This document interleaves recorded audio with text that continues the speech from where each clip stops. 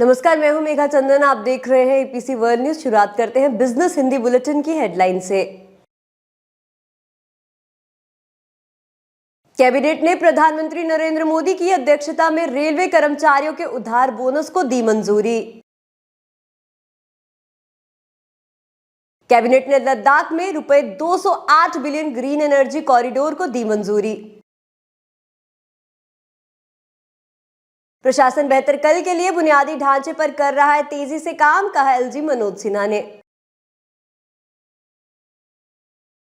भारत के एक और बुनियादी ढांचे सीमेंट क्षेत्र में अदानी समूह तेजी से कर रहा विकास। ग्रीन रिन्यूएबल एनर्जी का लक्ष्य वित्त वर्ष 2024 में 1000 करोड़ रुपए का कारोबार करना। एशियन डेवलपमेंट बैंक ने बुनियादी ढांचे के निर्माण के लिए 181 मिलियन अमेरिकी डॉलर के लोन को दी मंजूरी। इंफ्रा शहरी आवास मांग के कारण वित्त वर्ष 2024 में सीमेंट की बिक्री 10% तक बढ़ेगी, रेटिंग एजेंसी इक्रा की रिपोर्ट। जीपीटी इंफ्रा प्रोजेक्ट्स को एनएचएआई से मिला 739 करोड़ रुपए का ऑर्डर। जय कुमार इंफ्रा प्रोजेक्ट्स को 509 करोड़ रुपए के कॉन्ट्रैक्ट के लिए एलओए हुआ प्राप्त। बोईसर की बुनियादी ढांचे की प्रगति रियल एस्टेट निवेश को कर रही है आकर्षित।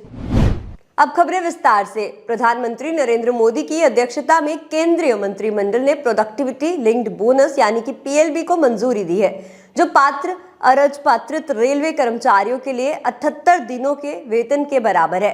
ये बोनस फाइनेंशियल ईयर 2022 से 23 के लिए और इससे रेलवे कर्मचारियों की एक विस्तृत श्रृंखला को लाभ होगा, जिनमें ट्रैक मेंटेनर्स, लोको pilots, train manager, guards, station master, supervisors, technicians, technician helpers और पॉइंट्समैन और मिनिस्ट्रियल स्टाफ और अदर ग्रुप सी स्टाफ, जिसमें रेलवे प्रोटेक्शन फोर्स यानी कि RPF, railway protection special force RPSF personal exclude रहेंगे। ये कदम रेलवे कर्मचारियों के उत्कृष्ट प्रदर्शन को मान्यता देते हुए उठाया गया है।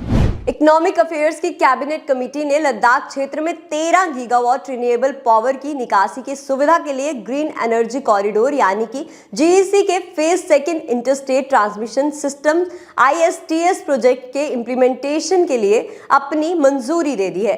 वहीं फाइनेंशियल ईयर 2029 से 30 का पूरा होने वाली इस परियोजना की अनुमानित लागत रुपए 207.74 बिलियन है, जिसमें सेंट्रल फाइनेंशियल असिस्टेंस कुल परियोजना लागत का 40% शामिल है, जो कि 83.09 बिलियन है। वहीं आगे सरकार ने कहा कि लद्दाख के चुनौतीपूर्ण इलाके, कठोर जलवायु परिस्थितियों और रक्षा संवेदनशीलता को ध्यान में रखते हुए इस परियोजना का कार्यान्वयन पावर ग्रिड कॉर्पोरेशन को सौंपा गया है। उपराज्यपाल मनोज सिन्हा ने जम्मू कश्मीर के बारामूला में 43 करोड़ रुपए से अधिक के विभिन्न बुनियादी ढांचा परियोजनाओं का उद्घाटन और शिलान्यास किया। इस अवसर पर बोलते हुए उपराज्यपाल ने कहा कि पिछले कुछ वर्षों में बारामूला में एक ऐतिहासिक परिवर्तन आया है। नए बुनियादी ढांचे, स्थानीय अर्थव्यवस्था में वृद्धि, कृषि, पर्यटन और व्यापार में सुधार के साथ युवाओं, महिलाओं और किसानों के लिए बेहतर अवसरों ने इसकी पहचान को फिर से परिभाषित किया है और इसे समृद्धि और ताकत के केंद्र में बदल दिया गया है। उन्होंने कहा कि जम्मू कश्मीर प्रशासन बेहतर कल के लिए सामाजिक और आर्थिक बुनियादी ढांचे के निर्माण के लिए 24 घंटे काम कर रहा है। अदानी समूह, जो एयरपोर्ट, स्पोर्ट्स, माइंस, एनर्जी और रियल एस्टेट में मजबूत उपस्थिति से भारत के बुनियादी ढांचे और सामग्री क्षेत्र में एक प्रमुख खिलाड़ी और वे भारत के बुनियादी ढांचे के विकास के लिए एक अन्य महत्वपूर्ण क्षेत्र सीमेंट में अपनी ताकत बढ़ा रहा है। सीमेंट व्यवसाय पर अदानी का दाव भारत के बुनियादी ढांचे में तेजी से विस्तार पर निर्भर करता है, जिसके लिए बहुत अधिक सीमेंट की आवश्यकता होती है। भारत तेजी से सड़कों, राजमार्गों, पुलों, हवाई अड्डों और घरों का निर्माण कर रहा है। ये देश चीन के बाद दुनिया में सीमेंट का दूसरा सबसे बड़ा उत्पादक है, लेकिन इसकी प्रति व्यक्ति खपत चीन की 1600 किलोग्राम की तुलना में सिर्फ 250 किलोग्राम है। इसी बात ने पिछले साल अदानी समूह के चेयरमैन यानी कि गौतम अदानी को सीमेंट कारोबार की ओर आकर्षित किया, जब उन्होंने एक बड़ा अधिग्रहण किया, जिससे उनका समूह भारत का दूसरा सबसे बड़ा सीमेंट उत्पादक बन गया।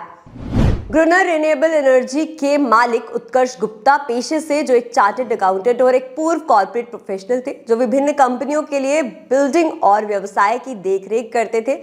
टिकाऊ समाधानों की आगे बढ़ाने के लिए अपने जुनून से प्रेरित होकर एक रिन्यूएबल एनर्जी कंपनी शुरू करने के बारे में सोचा तो उनके सामने कई विकल्प थे, जबकि सोलर और विंड एनर्जी जिस उछाल पे वो देख रहे थे एक स्पष्ट विकल्प था। गुप्ता ने एक अनकन्वेंशनल रास्ते पर चलने का फैसला किया जब 2023 के जनवरी में उन्होंने नोएडा स्थित Noida based bio energy firm Gruner renewable energy की स्थापना की और अपने संचालन के 5 महीने के भीतर ही कंपनी ने अपनी झोली में 24 परियोजनाओं के साथ 30 करोड़ रुपए का कारोबार किया और अब गुप्ता ने फाइनेंशियल ईयर 2024 के लिए 1000 करोड़ रुपए के टर्नओवर और 100 बायोगैस प्लांट का मार्गदर्शन किया है।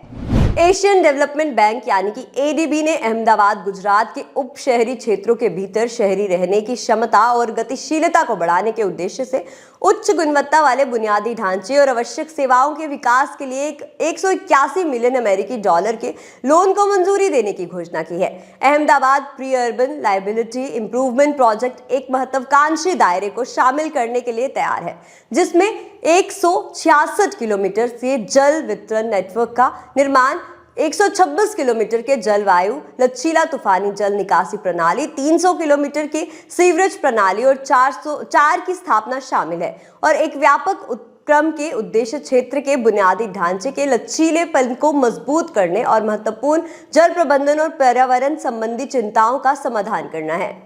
एक रिपोर्ट के अनुसार बुनियादी ढांचे और शहरी आवास क्षेत्रों की मांग के कारण चालू वित्त वर्ष में सीमेंट की बिक्री में 9 से 10% की अच्छी वृद्धि होने की उम्मीद है। रेटिंग एजेंसी इक्रा की एक रिपोर्ट में कहा गया कि इस वित्त वर्ष की पहली छमाही में अप्रैल सितंबर की अवधि में उद्योग को मात्रा में लगभग 12% की वृद्धि हुई थी। हालांकि समग्र फसल उत्पादन का सामान्य से कम मानसून के कारण दूसरी छमाही में वृद्धि में कुछ कमी होगी। इससे कृषि आय और कुछ बाजारों में ग्रामीण आवास की मांग पर प्रतिकूल प्रभाव पड़ेगा।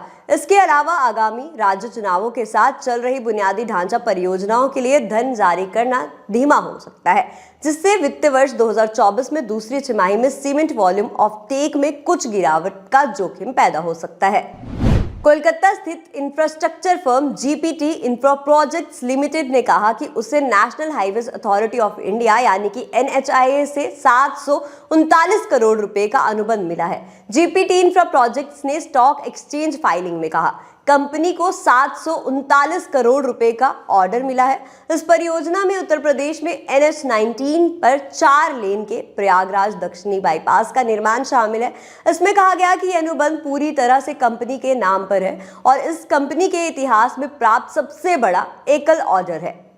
जय कुमार इंफ्रा प्रोजेक्ट्स JKIL को उत्तर प्रदेश के लखनऊ में कमांड हॉस्पिटल के विकास के लिए लेटर ऑफ एक्सेप्टेंस यानी कि LOA प्राप्त हुआ। इस कॉन्ट्रैक्ट के लिए JKIL अस्पताल के लिए टेक्निकल एकोमोडेशन और एलीड इंफ्रास्ट्रक्चर ढांचा प्रदान करेगा।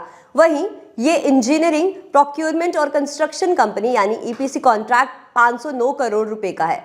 इसके फेज 1 का निर्माण कार्य 30 महीने के भीतर पूरा होने की उम्मीद है और फेज 2 के रखरखाव में 60 महीने लगने का अनुमान है।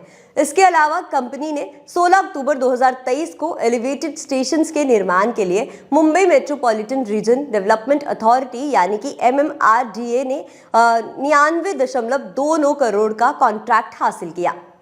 बोईसर को मुख्य रूप से एक मिड सेगमेंट लोकेलिटी के रूप में जाना जाता है, जिसमें रेजिडेंशियल अपार्टमेंट्स लगभग 80% इन्वेंट्री के लिए जिम्मेदार है, जिसमें से लगभग 60% आवासीय इकाइयां 1 BHK अपार्टमेंट में, जबकि शेष फ्लैटों में से रिमेनिंग फ्लैट 2 BHK है। वहीं नेबरहुड में मुख्य रूप से 1 BHK अपार्टमेंट की सबसे बड़ी मांग प्रदर्शित होती है, जिसके रिजल्ट में इन्वेस्टर्स के लिए 4% की सराहनीय वार्षिक किराए की उपज होती है। मुंबई के रियल एस्टेट बाजार के विशाल विस्तार में बोईसर संभावित गंतव्य के रूप में उभर रहा है, जो महत्वपूर्ण विस्तार और परिवर्तन के लिए तैयार है। मुंबई और गुजरात के बीच ये महत्वपूर्ण स्थान बड़े पैमाने पर बुनियादी ढांचे के उन्नयन द्वारा एक शानदार परिवर्तन के दौर से गुजर रहा है। ये सुधार न केवल कनेक्टिविटी में सुधार कर रहे हैं, बल्कि क्षेत्र में आर्थिक परिदृश्य में भी बदल रहे हैं, जिससे बोईसर निवेशकों और घर खरीदने दोनों के लिए एक आकर्षण संभावना बन गई है।